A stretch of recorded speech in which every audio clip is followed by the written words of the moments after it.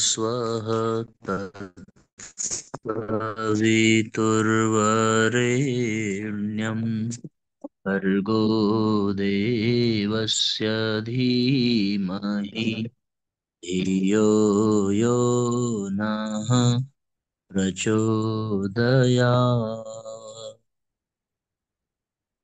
ॐ चैतन्यं शाश्वतं शान्तं व्योमातीतं निरञ्जनं नादबिन्दुकलातीतं तस्मै श्रीगुरवे नमः। ॐ सद्गुरुचरणकमलेभ्यो नमः। वन्दे भगवतीं देवीं श्रीरामञ्च जगद्गुरुं पादपद्मे तयोः श्रुत्वा प्रणमामि मुहुर्मुहुः। परम पूज्य गुरुदेव, परम वंदनीय माता जी के दिव्य संरक्षण में विराजमान ऑनलाइन दैनिक स्वाध्याय के आज के सत्र में आप सभी आत्मीय बंधुओं का बहुत बहुत स्वागत, बहुत बहुत अभिनंदन। आइए भावपूर्वक आज के सत्र का हम सभी शुभारंभ करते हैं। ऑनलाइन दैनिक स्वाध्याय के क्रम में श्रीमद् भगवद गीता का हम सभी स्वाध्याय कर रहे थे। 19वां श्लोक आज पढ़ना था। और साथियों, महत्वपूर्ण चर्चा के लिए स्वाध्याय का लाइव प्रसारण बहुत आवश्यक है। इसलिए जब तक कार्यक्रम प्रवास पर हैं तब तक रिकॉर्डेड वीडियो ही आप सबको प्राप्त हो पाएगा। इसलिए सामान्य विषय पर चिंतन करना रिकॉर्डिंग में सुविधाजनक आपके लिए भी होगा और हमारे लिए भी। तो आइए हम लोग आज सितंबर माह की अखंड ज्योति पत्रिका पूरी करेंगे। अखंड ज्योति तो हम लोगों ने पढ़ ली थी, युग निर्माण योजना पत्रिका पूरी करेंगे। साथियों, अभी हम लोग चंदवक जौनपुर में हैं, यहाँ कार्यक्रम चल रहा है। और इसके पश्चात फिर लम्हुआ सुल्तानपुर में कार्यक्रम है।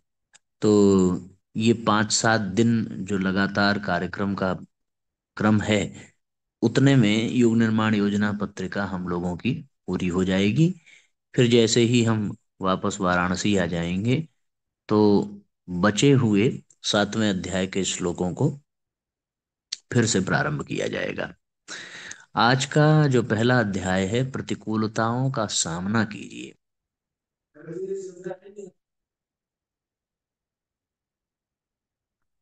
अपने प्रियजन के वियोग से हम अधीर हो जाते हैं क्योंकि वो हमें छोड़कर चल दिया। इस विषय में अधीर होने से क्या काम चलेगा? क्या वह हमारी अधीरता को देखकर लौट आएगा? यदि नहीं, तो हमारा अधीर होना व्यर्थ है। फिर हमारे अधीर होने का कोई समुचित कारण भी तो नहीं है, क्योंकि जिसने जीवन धारण किया है उसे मरना तो एक दिन है ही। वो जन्मा है, वह मरेगा भी। संपूर्ण सृष्टि के पितामह ब्रह्मा है। चराचर सृष्टि उन्हीं से उत्पन्न हुई है। अपनी आयु समाप्त होने पर वे नहीं रहते, क्योंकि वे भी भगवान विष्णु की नाभि कमल से पैदा हुए हैं। अतः महाप्रलय में भी वे भी विष्णु के शरीर में विलीन हो जाते हैं। जब यह अटल सिद्धांत है कि जीवित प्राणी का नाश होगा ही, तो फिर हम उस अपने प्रिय का शोक शोक क्यों करें? उसे तो मरना ही था, आज नहीं तो कल, और कल नहीं तो परसों। सदा कोई जीवित रहा भी है जो वह रहता, जो जहां से आया था चला गया। एक दिन हमें भी जाना है, इसलिए जो दिन शेष है उन्हें धैर्य के साथ उस परम पिता परमात्मा के गुणों के चिंतन में लगाएं। शरीर के व्याधिग्रस्त होते ही हम विकल हो जाते हैं। विकल होने से आज तक कोई रोग मुक्त हुआ है? यह शरीर तो व्याधियों का घर है। जाति, आयु, भोग को साथ लेकर ही तो यह शरीर उत्पन्न हुआ है। पूर्व जन्म के जो भोग हैं वे तो भोगने ही पड़ेंगे। सारी बातें बिल्कुल स्पष्ट है साथियों, कि जब सृष्टि को रचने वाले ब्रह्मा जी भी अपनी आयु पूर्ण हो जाने पर अपने अंत को प्राप्त होते हैं और भगवान विष्णु में विलीन हो जाते हैं, तो फिर संसार का भला कौन सा प्राणी है जो सदा सर्वदा के लिए जीवित रहेगा? जीवित प्राणी का तो नाश होगा ही। जो आज है उसे कल मिटना ही पड़ेगा। फिर इसमें किसी भी प्रकार का शोक नहीं करना चाहिए। अपने मन को वैराग्य से मजबूत करना चाहिए। शरीर को रोग मुक्त करने के लिए विकलता नहीं, धीरता चाहिए। इसलिए जब तक जीवन है तब तक परमात्मा का चिंतन, स्मरण करते रहना चाहिए। ये पहला अध्याय था साथियों। इस तरीके से पहले अध्याय का हमने ये संकेत मिला कि ये क्रम हमारे लिए कितना आवश्यक है कि हम धैर्यवान बने और ये जो परिवर्तन जीवन मरण का है इसे ज्ञान की दृष्टि से देखें और इसको सुधारें। अगला अध्याय साथियों हम लोग पढ़ते हैं पारिवारिक शिक्षा की अनिवार्यता। ये बड़ा ही महत्वपूर्ण अध्याय है, इसको हम लोग पढ़ते हैं। इसके पश्चात फिर शेष अध्याय हम लोग कल पढ़ेंगे। पारिवारिक शिक्षा की अनिवार्यता। सभी लोग स्वयं भी सुने और अधिक से अधिक शेयर भी जरूर कर देंगे। बच्चों के बढ़ने के साथ ही माँ बाप के हृदय में उनका विवाह करके घर बसाने की, सुख समृद्धि बनाने की बड़ी बड़ी कल्पनाएं उठने लगती हैं। सोचती है नई बहू का मुंह देख कर कब सौभाग्यवान बनूंगी। उधर पिता भी सोचते हैं नई बहू आकर घर को स्वर्ग बनाएगी। घर का प्रत्येक सदस्य नई बहू के लिए किसी न किसी सुखद कल्पना में अवश्य खोया रहता है। स्वयं लड़के लड़कियां भी संसार के अनुभवों से शून्य अपनी मधुर कल्पनाओं में कुछ कम खोए खोए नहीं रहते। कई तो इस संबंध में अनजान भी रहते हैं। माँ बाप की लालसा तीव्र हुई कि झट से संबंध तय हो जाते हैं, बाजे बजते हैं, उत्सव मनाया जाता है, शहनाइयां गूंजती हैं और धूमधाम के साथ विवाह आयोजन संपन्न होते हैं। नई बहू घर में आती है। समय के बीतने के साथ ही नई बहू का आकर्षण भी कम होने लगता है। कुछ ही समय बीतता है कि कई बातें ऐसी पैदा हो जाती हैं जिनसे सास बहू में खटकने लगती है। परस्पर ताने फटकारे दुर्वचनों का व्यवहार होने लगता है। घर की बेटी भी अपनी माँ का पक्ष लेकर उस बहू पर बरसती है। रात दिन घर में होने वाली चकचक जो पहले नहीं होती थी, उसका कारण बहू को समझकर कुलपति श्वशुर भी बहू और उसके कुल की बुराइयां बखानने लगते हैं। स्त्री और बेटी द्वारा कान भर देने पर तो उनकी स्थिति और भी असंतुलित हो जाती है। गृह कलह, माँ बाप द्वारा आरोप प्रत्यारोप, उधर बहू द्वारा अपने कष्टों की शिकायत सुनकर युवक भी परेशान हो जाता है। वह दोनों ही पक्षों से अनन्यता के नाते कुछ कह नहीं सकता। समय के बीतने के साथ ही रात दिन की अशांति से वह और भी अधिक असंतुलित हो जाता है। माँ बाप अथवा बहू पर अपनी अशांति प्रकट करता है।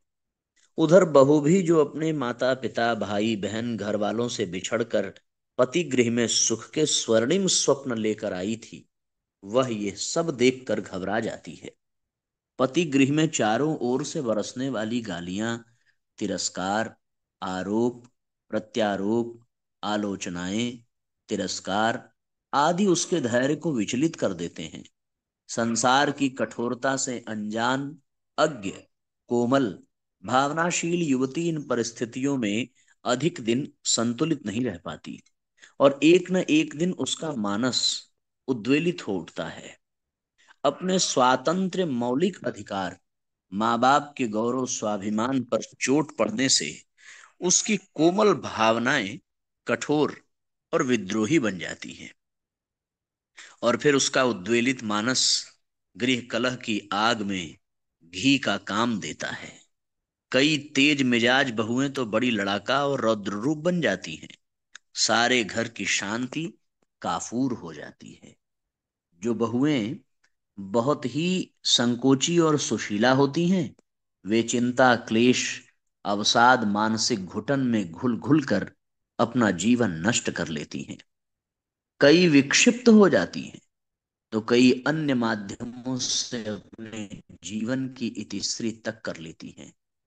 इन सभी परिस्थितियों में हमारे गृहस्थ जीवन की दुर्दशा, पतन, विनाश निश्चित है।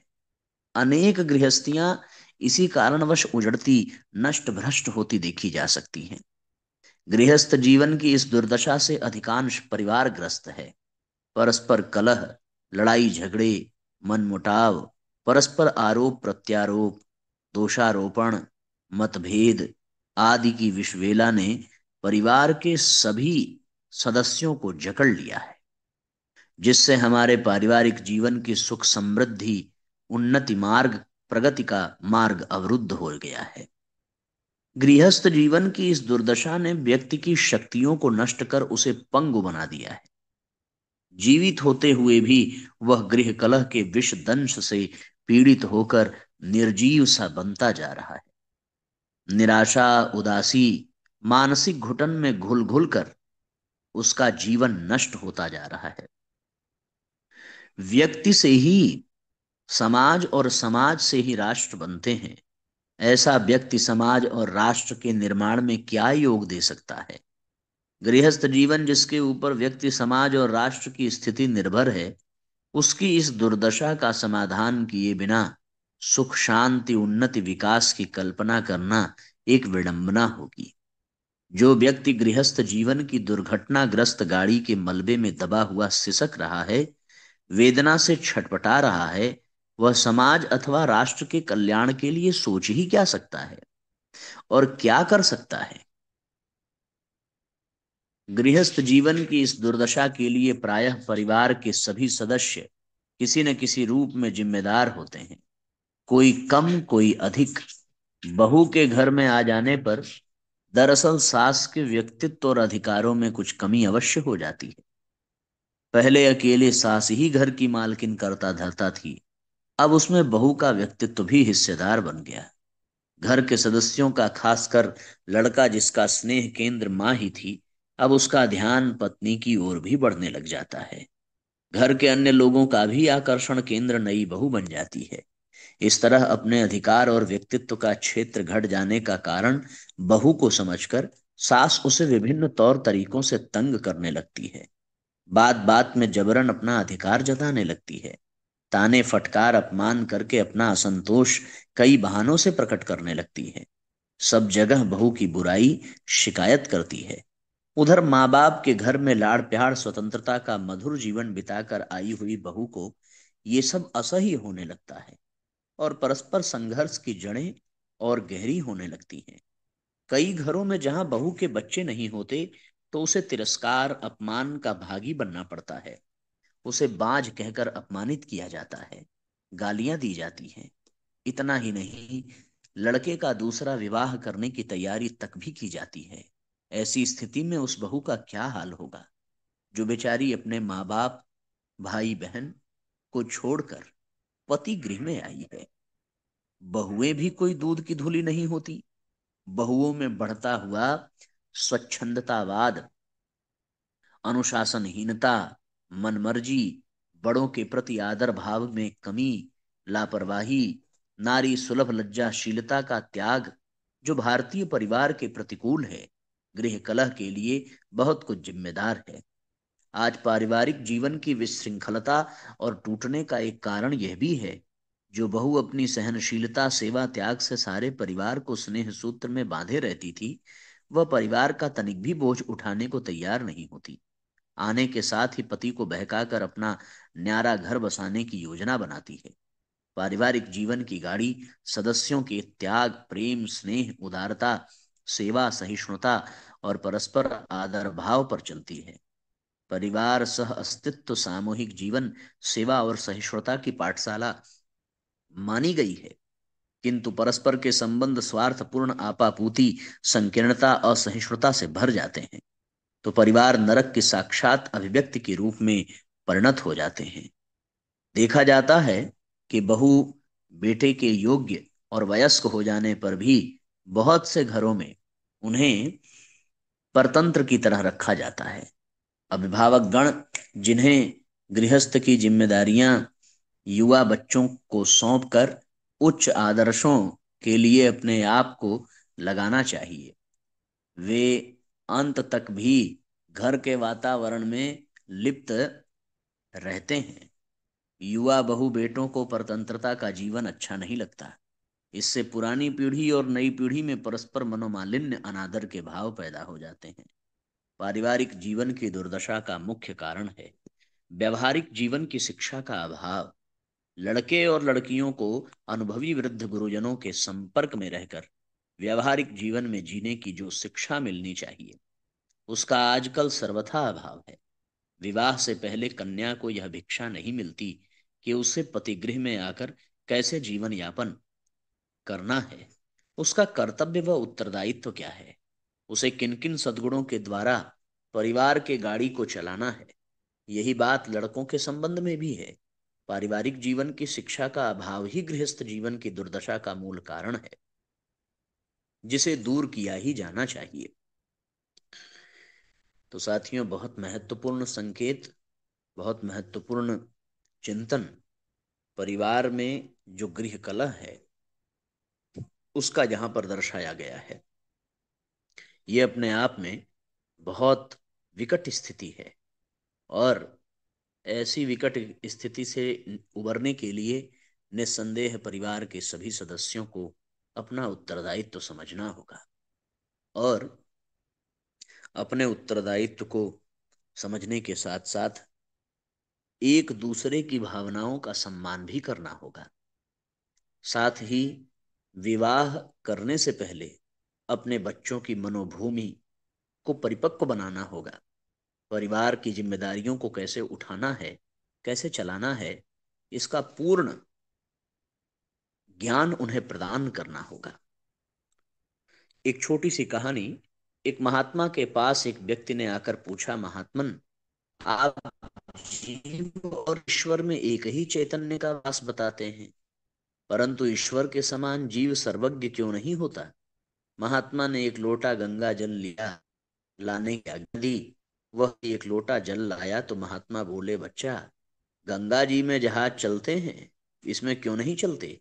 वह बोला, गंगा जी में अथाह पानी है, लोटे में तो जहाज आएगा ही नहीं। महात्मा ने समझाया, इस प्रकार जीवात्मा में थोड़े और ईश्वर में अनंत गुण हैं। आत्मा के भीतर ईश्वरीय गुण है, उनका विकास कर श्रेष्ठ जीवन जिए, प्रत्येक व्यक्ति का कर्तव्य है। तो साथियों, इस तरीके से ये कहानी भी पूर्ण हुई। अब आज के सत्र को हम लोग यहीं पर विश्राम देंगे। समय की दृष्टि से स्वाध्याय थोड़ा सा कम है, पर हम लोग स्वाध्याय कितना लंबा हुआ इस पर ध्यान देने की बजाय स्वाध्याय की गहराई पर ध्यान दें। किस विषय पर स्वाध्याय हो रहा है, और उसके पश्चात केवल सुन लेने से अथवा पढ़ लेने से ही बात बनेगी नहीं, उसका फिर एकांत में बैठ करके चिंतन करना और फिर निधिध्यासन, उसे अपने जीवन में लागू करना। हमारे यहाँ श्रवण, मनन और निधिध्यासन का विधान है। जो सुना जाए उसका मनन किया जाए, अपने मन में, अपने विचारों में उसको घोल लिया जाए, घोल करके एक नए विचार का सृजन किया जाए और उसके पश्चात फिर उसको अपने आचरण में उतारने का प्रयास किया जाए। तो फिर आचरण में उतरने पर वो हमारा अनुभव बन जाएगा और उस अनुभव से ही सबको लाभ मिलेगा। जैसे गाय पहले चारा ग्रहण करती है और ग्रहण करने के साथ साथ अपना पेट भर लेती है, पर जब बाद में वो किसी एकांत स्थान पर बैठती है तो फिर उसी चारे को वापस अपने मुख में लेकर अगुरी करते हुए उसको चबाना प्रारंभ करती है। हम भी पहले ध्यान पूर्वक सुन लेते हैं। अब सुन तो लिया आधे घंटे, अब आधे घंटे सुनने के बाद फिर जब एकांत मिले तो सुनी गई बातों का, जैसे वो गाय खाए हुए चारे को पगुरी करती है, उसी प्रकार सुनी गई बातों को अपने मस्तिष्क में फिर से ला करके उसका मनन करना, और फिर जैसे वो गाय उस चारे को चबा चबा करके पचा कर उसे दूध के रूप में अमृत तुल्य बना देती है। उसी प्रकार हम सुनी गई बातों का मनन कर करके उसे अपने हृदय में पचाकर अपने जीवन में आचरण में ला करके उससे अनुभवों का अमृत प्राप्त करें और उसी से स्वयं और दूसरों के भी जीवन का कल्याण करें। ये स्वाध्याय का पूरा नियम है। तो आप अवश्य ही ध्यान पूर्वक सुने ही होंगे। अब इसको बैठ करके मनन करिए और उसे अपने जीवन में उतारने का अभ्यास करिए। कुछ भूल जाए तो फिर मोबाइल उठा करके सुन लीजिए। चलिए आज के सत्र को यहीं पर विश्राम देंगे। इसके बाद हम लोग 18 सत्संकल्प सूत्र का पाठ करेंगे, तत्पश्चात स्वाध्याय को विश्राम देंगे। सबको प्रणाम हो। गायत्री मंत्र हमारे साथ साथ। ओम भूर्भुवः स्वः तत्सवितुर्वरेण्यं भर्गो देवस्य धीमहि धियो यो नः प्रचोदयात्। सभी आत्मीय बंधुओं को बहुत बहुत प्रणाम। सबका मंगल हो साथियों। जय राम जी की शुभ रात्रि। ओम भूर्भुवः स्वः तत्सवितुर्वरेण्यं भर्गो देवस्य धीमहि धियो यो नः प्रचोदयात्। हम ईश्वर को सर्वव्यापी न्यायकारी मानकर उसके अनुशासन को अपने जीवन में उतारेंगे। शरीर को भगवान का मंदिर समझकर आत्मसंयम और नियमितता द्वारा आरोग्य की रक्षा करेंगे। मन को कुविचारों और दुर्भावनाओं से बचाए रखने के लिए स्वाध्याय एवं सत्संग की व्यवस्था रखे रहेंगे। इंद्रिय संयम, अर्थ संयम, समय संयम और विचार संयम का सतत अभ्यास करेंगे। अपने आप को समाज का एक अभिन्न अंग मानेंगे और सबके हित में अपना हित समझेंगे। मर्यादाओं को पालेंगे, वर्जनाओं से बचेंगे, नागरिक कर्तव्यों का पालन करेंगे और समाजनिष्ठ बने रहेंगे। समझदारी, ईमानदारी, जिम्मेदारी और बहादुरी को जीवन का एक अविच्छिन्न अंग मानेंगे। चारों ओर मधुरता, स्वच्छता, सादगी एवं सज्जनता का वातावरण उत्पन्न करेंगे। अनीति से प्राप्त सफलता की अपेक्षा नीति पर चलते हुए असफलता को शिरोधार्य करेंगे। मनुष्य के मूल्यांकन की कसौटी उसकी सफलताओं, योग्यताओं एवं विभूतियों को नहीं, उसके सद्विचारों और सत्कर्मों को मानेंगे। दूसरों के साथ वह व्यवहार नहीं करेंगे जो हमें अपने लिए पसंद नहीं। नर नारी परस्पर पवित्र दृष्टि रखेंगे। संसार में सत्प्रवृत्तियों के पूर्ण प्रसार के लिए अपने समय, प्रभाव, ज्ञान, पुरुषार्थ एवं धन का एक अंश नियमित रूप से लगाते रहेंगे। परंपराओं की तुलना में विवेक को महत्व देंगे। सज्जनों को संगठित करने, अनीति से लोहा लेने और नवसृजन की गतिविधियों में पूरी रुचि लेंगे। राष्ट्रीय एकता एवं समता के प्रति निष्ठावान रहेंगे। जाति, लिंग, भाषा, प्रांत, संप्रदाय आदि के कारण परस्पर कोई भेदभाव न बरतेंगे। मनुष्य अपने भाग्य का निर्माता आप है। इस विश्वास के आधार पर हमारी मान्यता है कि हम उत्कृष्ट बनेंगे और दूसरों को श्रेष्ठ बनाएंगे तो युग अवश्य बदलेगा। हम बदलेंगे, युग बदलेगा। हम सुधरेंगे, युग सुधरेगा, इस तथ्य पर हमारा परिपूर्ण विश्वास है।